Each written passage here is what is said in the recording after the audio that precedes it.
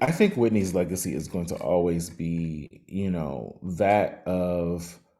a once in a generation voice that really did change the scope of popular music, and was a blueprint for a lot of artists, of all genders, of all races, to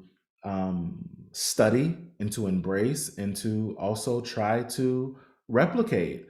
And I think we see her legacy every time we hear Brandy sing, every time we hear Ariana Grande sing, every time we hear Adele sing, every time we hear Jennifer Hudson sing. I think her legacy is going to always be um,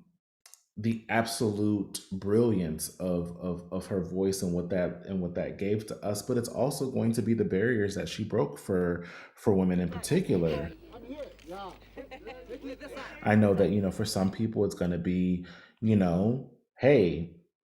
losing Whitney was kind of the first time I actually had to really reframe how I think about celebrities or how I talk about them, or maybe I make less jokes now because then a couple years later we lose Prince, who we didn't know was struggling with addiction. And so maybe it's not as clear cut as what we did with Whitney, which is like, oh, this is a choice you're making and shame on you and you're throwing away your voice. And for so many people, it was easy to just judge that way without understanding some of the complications of what we know now, which is what has always been true, which is there's no easy way that a person becomes, addicted to any one thing. I mean, it's just not that cut and dry. But I think our kindness to celebrities is also something that, having lost her, is going to be part of her legacy as well, because it did shift a little bit slowly, and only because we learned more hard stuff after she passed away, and then we lost her daughter and the whole tragic arc that continued there.